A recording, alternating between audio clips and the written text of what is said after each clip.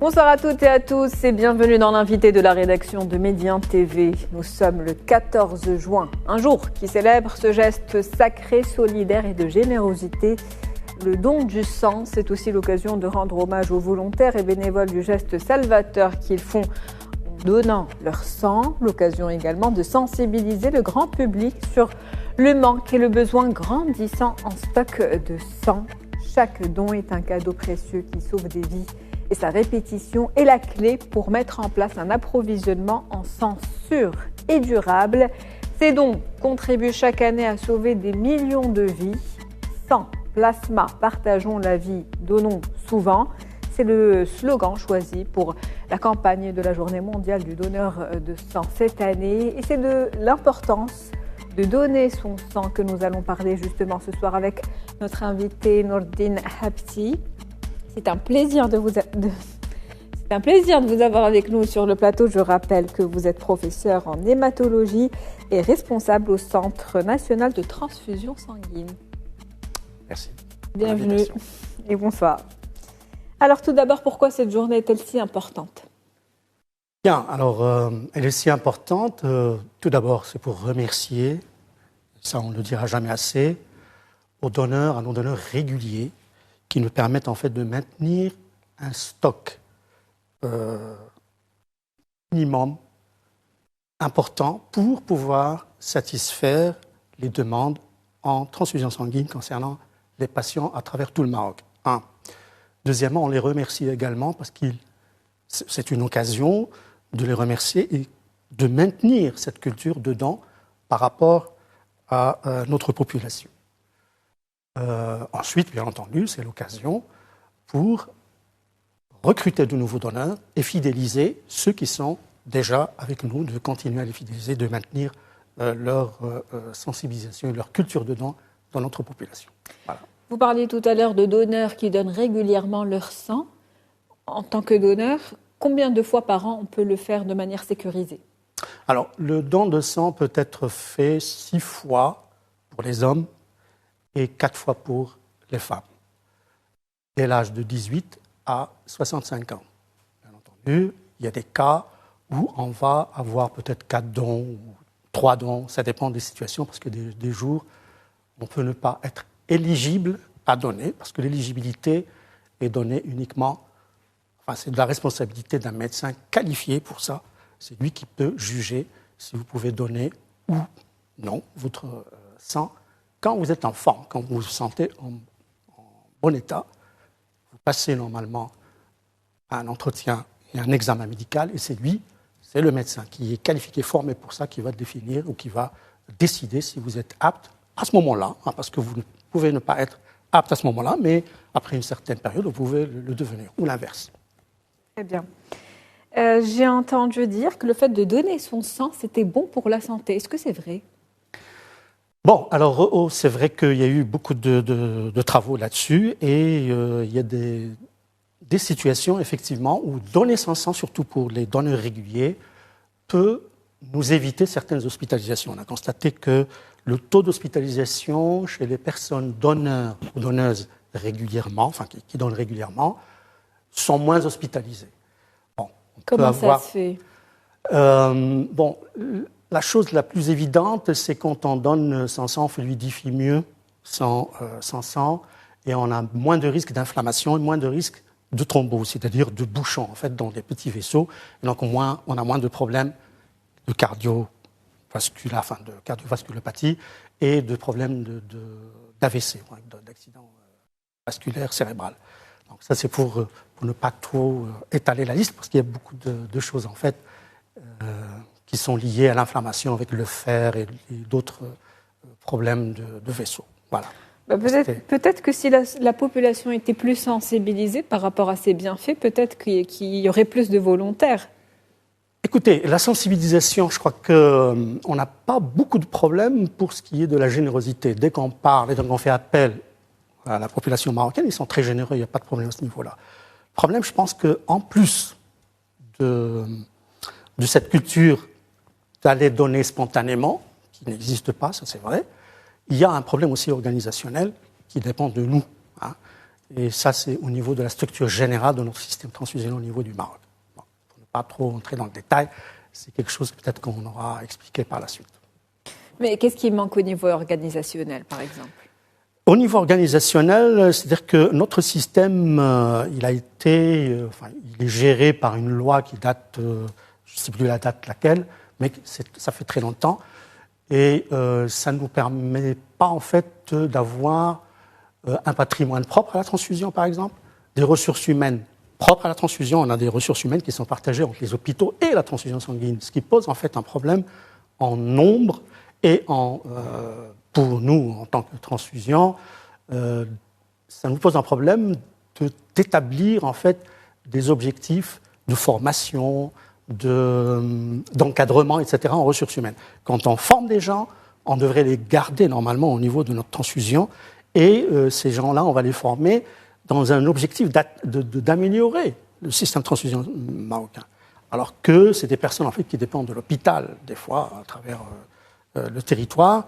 Ça dépend des hôpitaux, et donc, ils ne relèvent pas de l'autorité de la transfusion sanguine, ce qui biaise un petit peu la réalisation, enfin, ce qui empêche la réalisation de certains objectifs par rapport à nos objectifs transfusionnels. Oui, c'est clair que c'est bien dommage. C'est-à-dire que vous ne pouvez pas tabler sur un personnel qui ne vous appartient pas à 100%.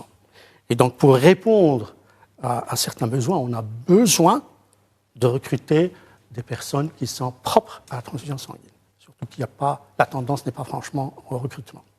Et qui peut donner vraiment son sang concrètement ?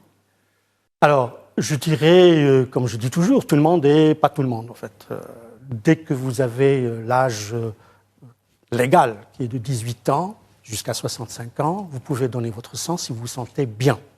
Si vous vous sentez en bonne santé, vous êtes bien nourri, vous avez bien bu, etc., vous avez bien dormi, eh bien, vous pouvez vous adresser à un site fixe, sans transfusion, ou des sites fixes qui sont installés dans des régions, dans des endroits au vu de tout le monde peut y accéder. Et donc, dès que vous avez l'âge légal, que vous êtes en bonne santé, que vous avez un poids minimum de 50 kilos, là, vous pouvez donner votre sang. Il en reste encore, la décision finale revient au médecin qui est qualifié après un examen, qui va vous examiner. C'est lui qui va vous dire vous êtes éligible ou pas, vous êtes apte ou pas. Mais normalement, tout le monde peut. Et justement, j'ai aussi entendu dire que chaque don de sang peut sauver au final 3 vies. Je dirais même plus. Plus. Pas uniquement 3 vies, mais je dirais plus. Pourquoi ? Parce qu'en fait, quand vous donnez une poche de sang, eh bien, on en sort les plaquettes, les globules rouges et le plasma. Et à partir du plasma, on peut fabriquer plusieurs autres médicaments. Et la transfusion, actuellement, eh bien, il est ciblé. Soit vous avez besoin des plaquettes, donc on vous donne les plaquettes, soit vous avez besoin du plasma entier, ou alors une partie du plasma. Et donc, quand vous donnez votre plasma, il est fractionné en plusieurs médicaments qui peuvent être donnés à plusieurs personnes. Et il y a des gens qui ont besoin de ça, des produits sanguins labiles, pendant toute leur vie. Et donc, il faut, d'où l'importance, en fait, de ce genre de journée, de sensibiliser les gens, à leur dire que vous pouvez avoir besoin pour vous, pour votre famille, etc. Et c'est aussi une journée mondiale, et la transfusion a une vocation, en fait, universelle. C'est-à-dire que le sang à Ottawa ou à Paris ou à Marrakech doit être, en fait, de même valeur et doit être assuré pour tout le monde. Je peux être à Casa maintenant ou à Rabat, prendre l'avion et en avoir besoin à Paris, et l'inverse. Et donc, c'est pour ça qu'on s'attelle à cette journée qui est mondiale. C'est une cause, en fait, mondiale. Et c'est un geste altruiste, basé sur des principes de l'anonymat, volontariat, bénévolat et gratuité. Donc ça, c'est très important et c'est universel. Voilà. La gratuité de ce geste, c'est important ? La gratuité, les principes que je viens de citer sont très importants, en fait, pour la sécurité transfusionnelle. La sécurité transfusionnelle pour le malade, le receveur, et pour le donneur.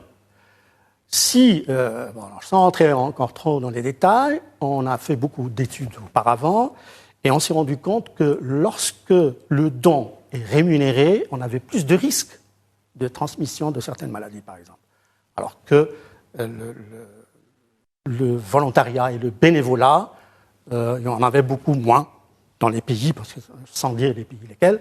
Donc vous avez une comparaison entre les pays où on a un don rémunéré, donc payant, et un don qui est gratuit, etc. Donc le don gratuit est plus sécurisé au final, parce que les personnes qui sont rémunérées... Il y a beaucoup moins de risques. On s'est rendu compte de cela à travers des études. Ce n'est pas des impressions, c'est des études bien avec des valeurs et des chiffres qui sont bien établis. Très bien. Donc tout ça, en fait, c'est pour la sécurité transfusionnelle. Surtout que quand on est rémunéré, on peut omettre de dire certaines choses qui peuvent être nuisibles pour le receveur. Il y a des comportements à risque, et en le sachant ou peut-être en ne le sachant pas. Et ça peut passer à travers des filtres que nous mettons à travers l'examen médical, par exemple, parce que ça peut échapper, l'erreur est humaine. Et puis, les tests biologiques ou de qualification biologique d'un don de sang ne sont pas fiables à 100%. Tout le monde le sait, le risque 0% en biologie n'existe pas. Donc, vous pouvez toujours avoir une poche sur je ne sais pas combien de millions, mais c'est une poche sur... qui comporte un risque, au final. Qui comporte un risque. Donc, c'est une chance sur un nombre de millions, mais si ça tombe sur vous, enfin sur moi, ça devient du 100%. D'accord. Et toute vie, normalement, est précieuse.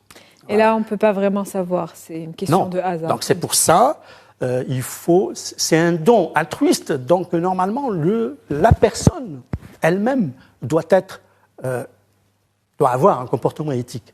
Si elle a un doute sur elle-même, elle ne doit pas se présenter. Elle ne doit pas se présenter pour donner son sang. Voilà. Les comportements à risque, il y en a beaucoup. Il y a la drogue, il y a le fait de se faire piquer, il y a certaines situations, comportements sexuels, etc. Donc, il y a des comportements à ce niveau-là. D'accord. Qui sont à risque, qu'il faut... Et puis aussi, il y a des comportements qui ne sont pas... Ce n'est pas des comportements dus à la personne, mais des maladies qui sont portées par le sujet. Lui, il ne sait pas. Et s'il ne déclare pas des choses parce qu'il est payé, il peut avoir des risques pour lui. Et le produit qu'on va prélever de cette personne-là ne sera pas tout à fait conforme. Et deviendra un risque pour l'autre aussi. Voilà. Donc, la sécurité transfusionnelle sera, affectée, et pour lui, pour le donneur, et pour le receveur. Donc, voilà. Un risque donc pour les deux. Tout à l'heure, on parlait des poches de sang. Oui. Au niveau national, il y a ce chiffre qui ressort d'un besoin de 1000 poches de sang. Oui, parce que c'est vrai que depuis l'an dernier, on a à peu près un besoin pour traiter 100 000 malades par an. Les projections, calculs, etc., on dit qu'il y a toujours une augmentation de 1 à 3% par an en besoin.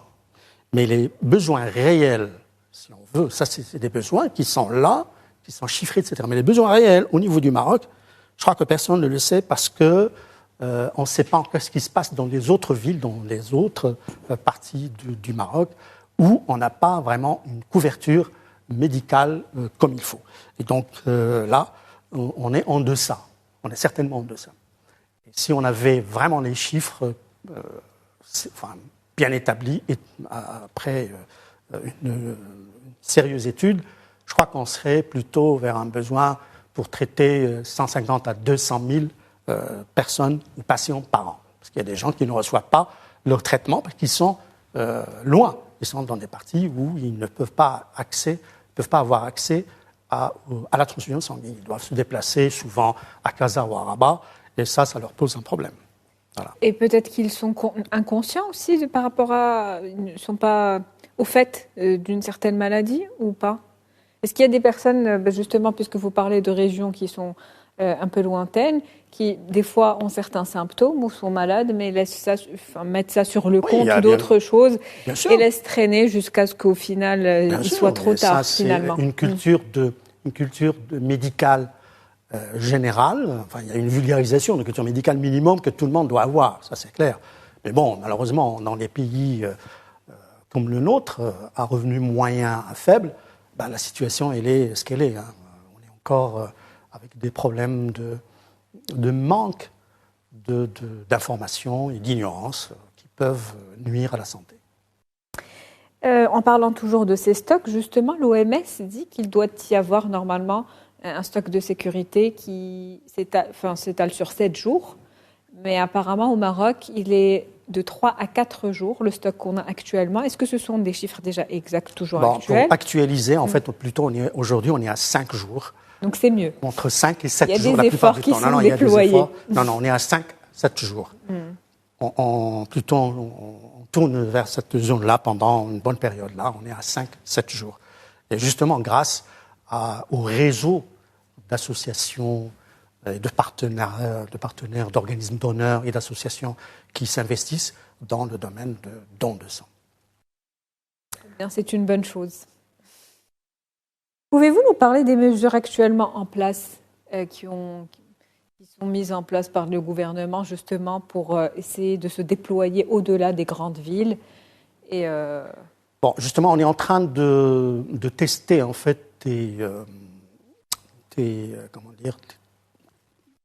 choses ou des points qu'on devrait voir. Enfin, on va évaluer et on va essayer de généraliser sur tout le Maroc. Par exemple, cette année-là, on a on a ouvert la maison de dons au niveau de l'hôpital ici à Rabat. C'est une expérience qui a très bien marché. Ça nous donne en fait beaucoup de possibilités. Notre objectif est pratiquement augmenté de 30 à 40% par rapport à ce qu'on attendait.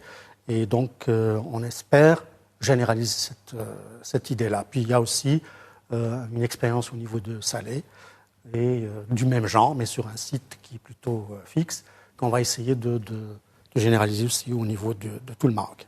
Voilà. Donc il y a des efforts qui sont bien évidemment déployés, il y a des progrès qui ont été enregistrés par rapport aux dernières années.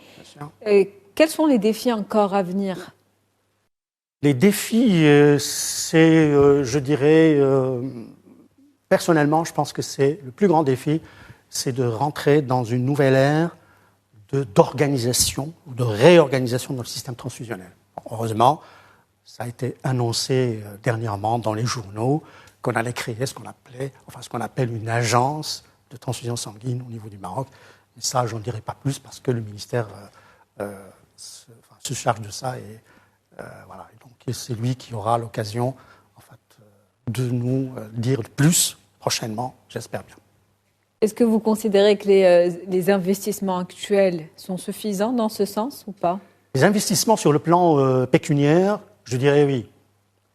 Mais sur le plan ressources humaines et organisationnelles, non. Clairement. Donc il y a des sommes qui sont mobilisées, il y a des efforts. Et pour optimiser, pour optimiser tout ça, pour optimiser les efforts. Il faut se concentrer sur la formation dont vous parliez tout à l'heure. Exactement. Donc sur les ressources humaines, recrutement et formation. Formation des transfusionnistes, c'est-à-dire les gens de la transfusion, qui s'occupent de la transfusion, mais aussi des gens qui font la transfusion, c'est-à-dire les praticiens. Les praticiens doivent nous aider. C'est un message très important, ils doivent nous aider dans ça. Ils doivent avoir cette vision au niveau de la transfusion sanguine, c'est-à-dire penser à nous, aux autres patients. Je dirais un exemple. Si un patient a besoin de 3 poches de sang, il faut lui prescrire 3 poches de sang, et pas 10 ni 5. Si un patient a besoin d'une transfusion lors d'une intervention programmée dans 3-4 jours, il faut nous envoyer la demande 2-3 jours avant pour qu'on puisse mieux gérer notre stock. Parce qu'une meilleure gestion de stock permet un meilleur service pour les patients. Donc, le praticien... Et puis consacrer un stock aux urgences, je suppose. Donc, au lieu de stocker chez lui, pour aller avoir, parce que je sais que le praticien a peur toujours d'en manquer, donc il peut prescrire en plus. Mais non, je crois qu'il faut prescrire juste ce qu'il faut, et à ce moment-là, si on a un stock qui est assuré, il n'aura pas besoin d'avoir peur, quoi. Il n'aura pas cette peur-là. Et combien sont-elles valables, ces poches de sang? Alors, pour les globules rouges, c'est 42 jours. Pour les plaquettes, c'est plutôt vers les 5-6 jours maximum. C'est pour ça, en fait, qu'il faut renouveler à chaque fois l'appel à donner le sang. Parce que des fois, on peut ne pas en utiliser beaucoup. Et puis, il arrive des périodes où vous avez une grande sortie de ces produits sanguins labile. Est-ce qu'il y a du gaspillage dans ce sens? Au bout de 5 jours, par exemple? Gaspillage, non, ce n'est pas du gaspillage, parce que tout est utilisé finalement, mais il y a des choses qui arrivent à leur péremption, parce que la durée de vie des plaquettes, ce n'est pas plus de 7 jours. Hein, donc 7 jours, il faut jeter après. Si on considère que ça, c'est du gaspillage, oui, dans ce sens, oui. Mais à mon avis, non, puisqu'on fait au maximum pour satisfaire toutes les demandes. Voilà. Très bien, écoutez, c'était un plaisir. On arrive au terme de cette émission.